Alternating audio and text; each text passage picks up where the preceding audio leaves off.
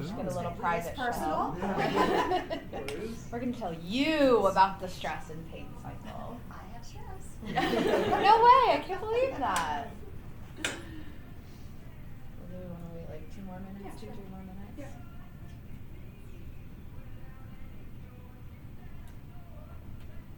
Do you ladies have children? I am in the process of having one right now. I don't know how to say that. She's baking? I am baking Yes. as we speak, so yes. Nothing earthside except my dog, so. Yeah. What about you? Yes, I have a sophomore in college and a sophomore in high school. Okay. Boy and girl. Where are they at school? Creighton. Oh. My son goes to Creighton. Okay. Yeah. And then my daughter is in one of the Blue schools. Okay. Yeah. I went to Marquette, so Okay. Jesuit, you know. Yes, exactly. So, yeah. Oh, and Rocker says Jesuit too. Oh, yeah. I always forget. Yeah, we're a very giving back family, and so those principles are kind of important. Yeah. Yeah. And he's in their honors program too. Oh, nice. So, it made it, he got a lot of great scholarships and very affordable to go Yeah. there as well. So. Yeah. What is he studying? That's funny. Hilarious. Well, I mean, he's super intelligent. He went in with Yeah. a poli-sci, wanted to be an attorney. Okay. A litigator. Yeah. And then, so he went in with a poli-sci major and classical languages Okay. as his 2 majors, because Greek and Latin. Yeah, that helps. I've heard that helps a lot with that. Yes. Yeah. Well, then he was introduced to economics, so then Yeah. he took economics as a minor. Okay. So then 2nd semester, he's like, you know what? I'm not sure I want to be an attorney anymore. I want to be more in the econ Yeah. space. Mhm. So he went econ major. He kept his classical languages minor. I'm sorry, he kept poli-sci and econ as majors and moved classical languages to his minor. And then sophomore year came, and he's really into STEM stuff. Mhm. Before Creighton, he was thinking about going to MIT. Oh, yeah. Oh, wow. And so now he is data science and computer security. Okay. As his majors. Yeah. Economics and classical languages as his minors. Oh my gosh. Well. Yeah, so. Hi, welcome Yes. in. Sorry, I had every stoplight on the way here, of course. As we do. Yep. As we do. Don't worry about it. This is super low key. I was like, this is the one time Jen's gonna get me running. I will try to do this as I can. I'm just sit back here and try not to die. We are going to be talking about stress and the pain cycle, so Yeah. we'll be able to help with that a little bit today. Well, while we're waiting for a little more people to show up, what do you do on the campus? I work at EML Payments. Okay. They're a gift card company, Oh. and I work in their fraud department. And So when people need 15 iTunes gift cards or 15 of those gift cards to pay the IRS, that, and you're the one they call. they got into the world of online gambling. So people who Oh. didn't bet on the Chiefs, that's fraud. And so I've got to go prove them wrong. No way. Mhm. What's your training in before you had this job then? Like, are you? Nothing. Okay, because that sounds almost like law. Like This having is- to. This is 100% build the plane while it's crashing, just figure it out. type Sure. Cool. Wow. And so, yeah, that's one of the things I'm struggling with. Looking in any other job field and stuff, because I don't have the super school qualification of it, I just figured it out. Yeah. So, Yeah. whether or not someone will take a chance on that kind of person, who knows? But Yeah. but yeah, my company has kind of been that way the entire time. There's just randomly a need. Who's interested in trying to do it? Yeah. So- Oh my gosh. So yeah, that's, before that it was school for arts and photography. So, Okay. So like close enough. yeah, same thing. Yeah. Yeah. Where'd you go to school? Baker University. Okay. I know a lot of people that would actually went there. Actually there, yeah. Yep. Or at one of our other docs in our clinic. Baker has, I never heard of them whatsoever. Mhm. I was in choir in high school and got to go to their campus to sing one time, but I didn't Yeah. know it was a school. I just thought it was a facility. Yeah. I was in Memphis for a while, and when I came home, because they wouldn't let me have in-state tuition, even though I'd been there long enough, I just couldn't afford to go there no more. Mhm. yeah, Baker called me and they're like, there's a school outside of KU. And I'm like, there's stuff outside of KU. yeah, come on down. I was like, okay. You got I it. loved it. But Okay. I've met so many people that have gone to Baker, and I'm just like, how did you all find them? Because Yeah. I had no idea Yeah. what in the world they were. All the small Kansas schools. Yeah. Yeah, there's so kinda- many. Yeah, I'm from Wisconsin, so like moving here, like, What is everything? yeah, I don't know what any of these places are, but yeah. I'm originally from Ohio. Oh yeah. As yeah. well. Yes, yeah, you're like. Okay, well. We can get started. Yeah, If you're sure. ready. It is Yeah. 11:06. Okay, let's get started. So, thank you for being here. My name is Dr. Hannah Goltz. I work at Myocore just across the street at Myocore Medical Center. So we are a hospital-based conservative pain management group. We specialize in treating musculoskeletal conditions. So we're all chiropractors that are trained in a soft tissue modality called myofascial release. And we put a big emphasis on working with your existing care team to create an integrated care plan, which ultimately just gets you, decreases pain, increases function, gets you moving and feeling better long term. So today we're going to talk about breaking the pain cycle. This is also Hi. Dr. Annie Sexton. Yeah, I'm Dr. Annie Sexton. Sorry, Well, I'm kind of the support, the clinic support. I do a lot of community outreach stuff. I have a card for you ready after this. So I help Hannah and our other doctors set events like this up, lunch and learns, Mhm. on-site muscle therapy events. So Yeah. we're just here to kind of talk about stress and anxiety and the role that plays with pain. Yeah. Okay. Cool. You're the next thing. Perfect. Okay. So when your body experiences pain, there are two different avenues that happen simultaneously. So the first one we think about is more traditional, like the physical manifestation. So first, you're feeling pain, you start to avoid that activity, which then you start to kind of decondition your body because you're not continuing to move. Then you're having more pain because you're deconditioning, which then you avoid even more. So it's a snowball effect physically when you have pain. On the other hand, you also may have anxiety, fear, distress because of the pain, wondering like what's going to happen. Is this a permanent damage that could decrease your mood, maybe cause some depression, and then increase your perception of the pain. So those two things work together to create the perfect storm. Perfect. So the biggest thing when dealing with pain is that there's a chemical response to the physical and emotional manifestations of that. So when we have dopamine, we are avoiding pain, we're experiencing pleasure. Serotonin, we have cognitive impulse, we're relaxed. And then norepinephrine does our energy, socialization, concentration. And we want to make sure that those are all balanced. So if we have low serotonin, these are just some of the examples of how we might react. So increased anxiety, fatigue, self-esteem, might have more cravings, migraines, headaches, increased pain sensitivity, muscle aches and pains. And then cortisol, which is associated with stress. You might have weight gain, increased like puffiness, flush because you're retaining fluids, mood swings, increased urination. You might have fertility issues, high blood pressure, acne changes, excessive thirst, things like that when you're stressed. So when we think about serotonin and cortisol, it's a direct inverse relationship. So when one goes up, the other goes down, vice versa. So when we talk about treatment plans, we don't need to just treat one of those hormones. If we focus on one, the other ones will follow in creating that balance within your body. So there's kind of three major areas that we focus on: nutrition, giving it the proper nutrients to support all the hormone levels, exercise, and then also therapy. So for serotonin boost for nutrition, it's not like found in foods by itself, but tryptophan and carbs are. So foods that can help boost your serotonin include protein, iron, or if we're tying those things, all contain a large amount of this amino acid. So carbs cause the body to release more insulin. This promotes the amino acid absorption and leaves tryptophan in the blood, which elevates serotonin. Tryptophan is also the hormone that's released when you eat turkey on Thanksgiving. Just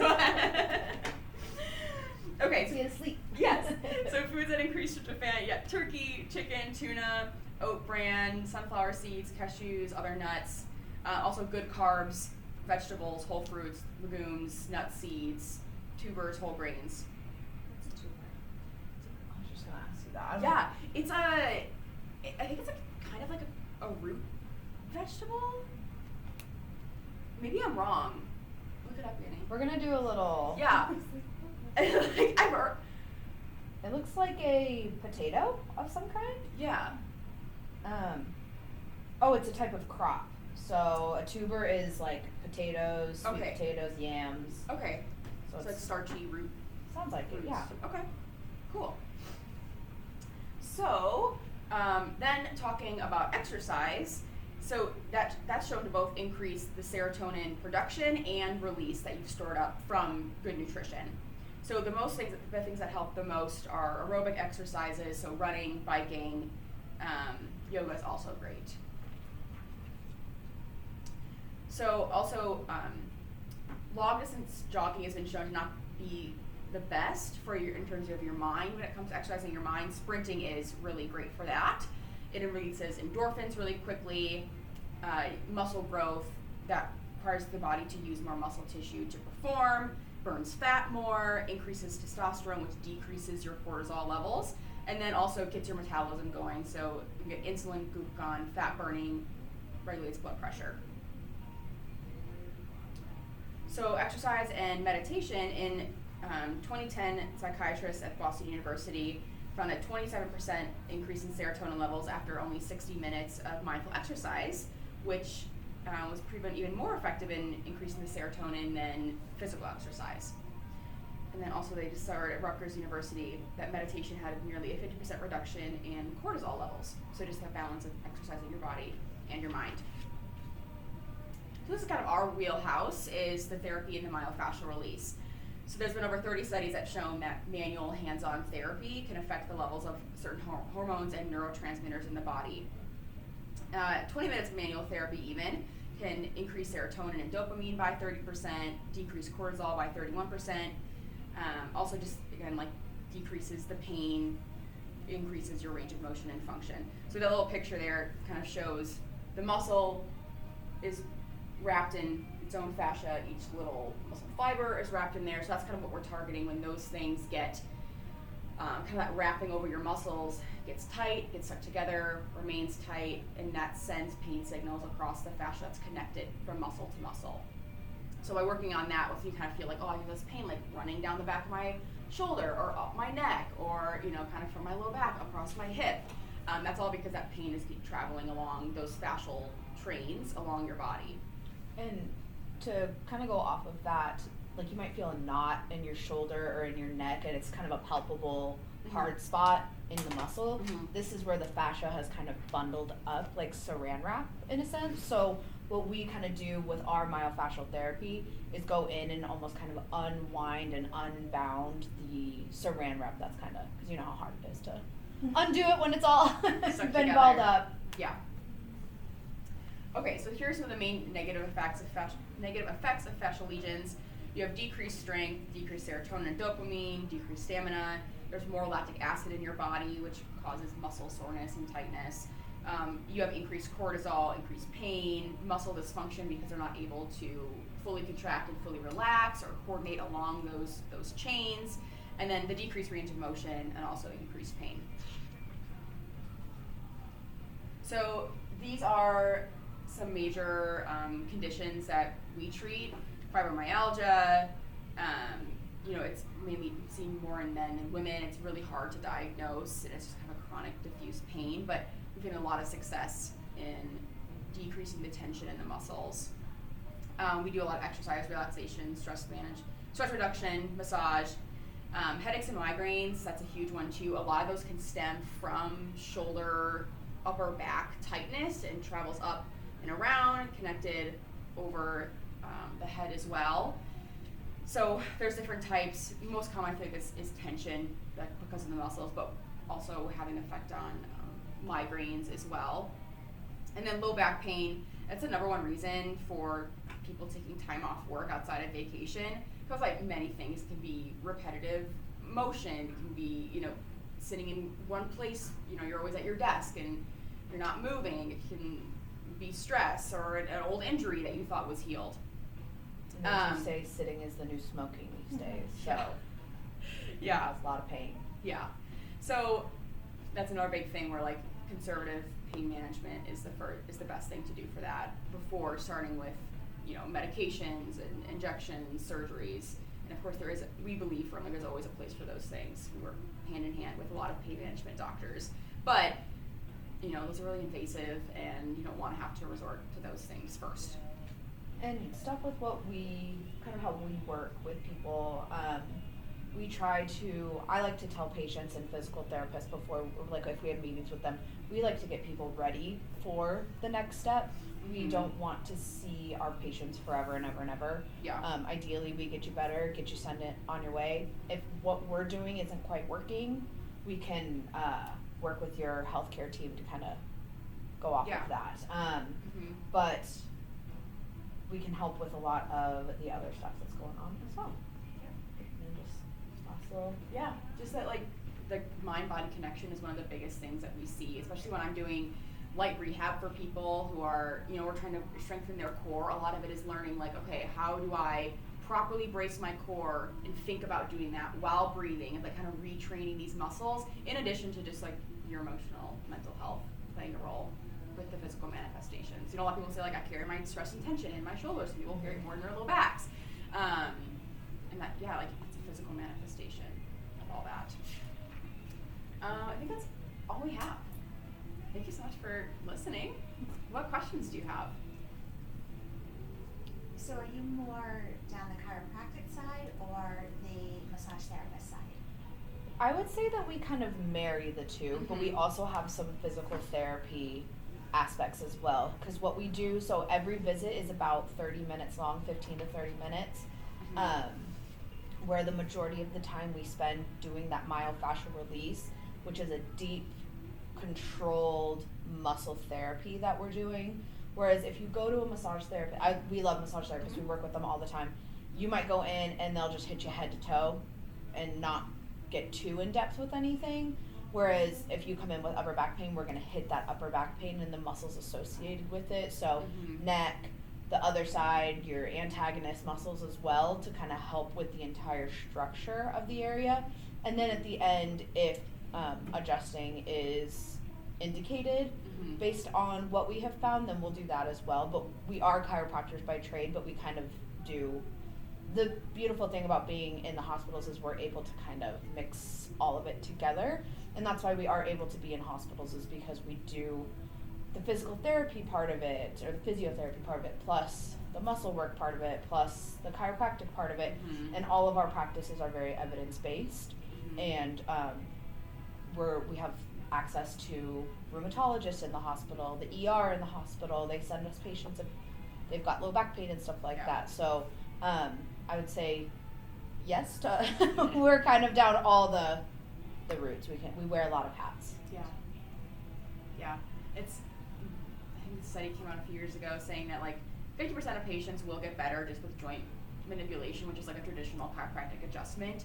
But the best chiropractic care is any kind of soft tissue therapy, any form or like methodology of adjusting, and any kind of exercise rehab that you give people. Like those three things together is what really gets people feeling better long term, and that's what our practice model is based off of.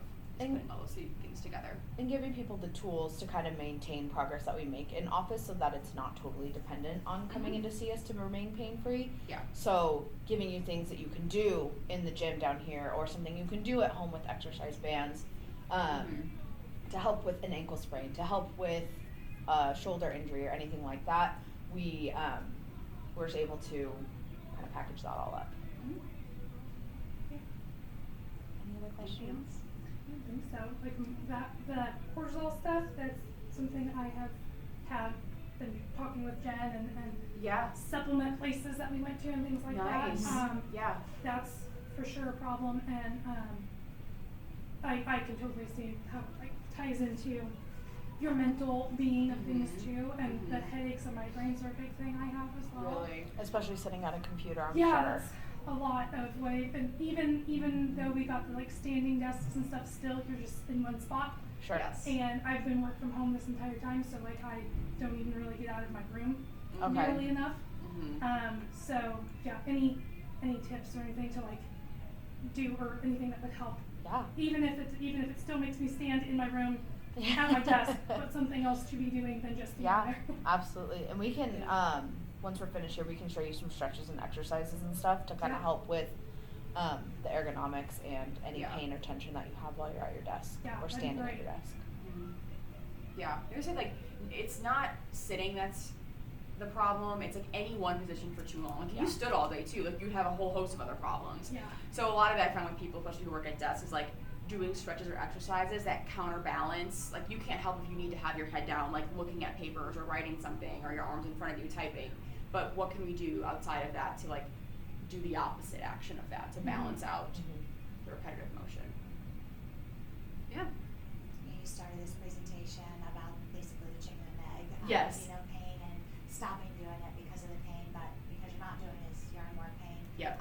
I had some pretty severe back issues Okay. from playing competitive volleyball. Okay. Stress fracture, 6 non-consecutive vertebra, broke my coccyx, and Oh, now fun! Oh my now I gosh. have 2 discs, 2 degenerative discs and 2 discs that just choose to displace at Okay. any given time. That's Yeah. great. Oh my gosh. I miss playing volleyball until I did that. So I've been dealing with that for about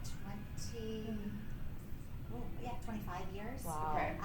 And so, but I've just started getting back here, and so sometimes, I have to let John or Jen know. It's like, yeah, no, back's not feeling too great today. I'm Sure. gonna be very careful because literally Yeah. I can put on mascara and a slip a disc. Really? Yeah. Yeah. And so strengthening of the core is Yeah. Oh, yeah. is difficult. I mean, I know it's necessary, Yes. but it's difficult because course. I'm in pain afterwards. Yeah. Yeah. But so the chiropractor, for 20 years now, he's one of my best friends. Well, 19 years. He's one of my best friends. I Good. see him frequently. Yeah. At least monthly, but then at any given time. Yeah. He'll decompress and will Good. see me. But Yeah. and then massage therapy. That's why I asked. Are you Yeah. there? Mhm. For about 5 years, and I had an in-home massage therapist. Oh, nice. Oh, wow. And she was, she would do everything, but she also was trained enough. Then she moved to Texas last year. Cool of her. So I've been, You can't stay just for me. I know, Yeah. but she did come back a couple times. Oh my Yeah, gosh. she, You gotta I be mean, her patient or family's here, fine. and Yeah. so, but she just bring her table and Yeah. Awesome. But so so I'm clearly needing. I know I understand the whole needing it all to be, because obviously we talked earlier, stress and all this other fun Yeah. stuff, and I was feeling very good there for a while, but now I'm Yeah. starting to play volleyball again. Okay. Yep. But I don't have my massage therapist, so Yeah. that's the missing piece right now. Yeah. Have you ever done any kind of like dry needling or anything like that with I it? used to get injections Okay. quarterly. Okay. We tried dry needling once, it didn't work. Okay. Okay. But I got injections, started quarterly there for probably 2 years, then we Yeah. went to semi-annually, and then I did annually, so that was probably a span of about 6.5 years. Okay. Okay. So, but I haven't had injections for probably 5 years now. Oh, Okay. wow. So, yeah. That's great. That's good. Yeah. Well, because I stopped playing softball and volleyball. Oh, okay. But I went back to softball a little bit, and then I went back to volleyball. So far, so good. Okay. So, And so you're recently back into working out, is that what you said? Okay. How's that been going so far? so far so good. I'm really nervous about some of the bending and some of the ab workouts, and then like running, pounding. Oh, yeah. I walk. I walk about 3 to 6 miles a few times a week. That's good. So walking is more than running for me. So Yeah. it doesn't really do great with the cardio and therefore cortisol. Yeah. But yeah. Well, that's good, yeah, because walking kind of helps suck in nutrients into those discs, even if they're small. Right. Yes, yeah. Yeah, I was wondering, is there anything that isn't running? Because I absolutely hate it. that also helps you release serotonin, because I don't get serotonin when I run, even if my body does it. My Yeah, body you're not having fun. Oh, Your yeah, brain's like, I'm no, not I'm good, having thank fun you. whatsoever. What I would recommend would be like an incline walk. Okay. Mhm. It is, I mean, when you're doing it, it's difficult, but even if you have like a 3%, 4% incline, that kind of ups your heart rate without Yeah. putting forth a ton of effort, and it's not the pound, pound, pound, pound Yeah. Yeah. of running on the joints. And Yeah. because like, what do they say with running? It's like 3 or 4 times your body Yeah. weight on Yeah. your joints every time you strike. Whereas with walking at an incline, it's about the same. Yeah. I'm not sure about an elliptical. The incline walking is my preferred way to hit cardio if I need to. Mhm. I'm not really a stair girl. Yeah. Yeah. But yeah, no, definitely incline walk. Okay. I think is good. Yeah. Like up to like kind of your tolerance for as long as you can do it. Okay. I did some physical therapy back in high school for softball for me. I pulled my MCL, and they claimed that it would have been better if I just tore it. So Ooh. they could have done something for it. Yeah. And I was like, okay. Like, So great. I yeah. see what they mean, but Yeah. So I did physical therapy with the deep tissue stuff on that, and then I Okay. did a lot of like walking backwards on treadmills and okay. stuff. Yeah. But I haven't done that amount of stuff since, probably a couple years out of school and things Sure. like that. But I've noticed that I'm still compensating a lot with this leg as far as like my hips hurt really bad on that Mhm. side. Mhm. And I know I've been working with Jen and Derek and them trying to do more core things there too. Yeah.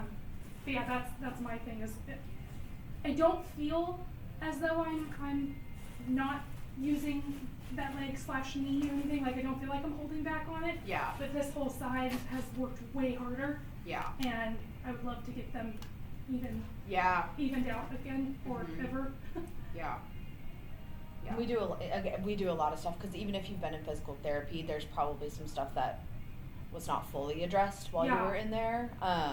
But that's stuff that we can do too with dry needling or other modalities that we have Okay. in the clinic. Cool. Do you have any other questions, concerns, comments? Okay. Well, I'm going to give you guys Dr. Hannah's card. We are just at Menor Medical Center, and we partner with Asperia here to do no-cost first visits to everybody that we're meeting. Okay. So if you're interested, we can get something put on. We are also going to be here for a little bit longer doing muscle therapy. So if you have time and want to kind of sample it out, we can do that really quickly. We have the table and everything. We can do it in here. We can do it Yeah. out in the hall, whatever works best. But I'll give you guys a card before you head out. Yeah. I don't know if I should stop this recording. I'm just gonna stop it.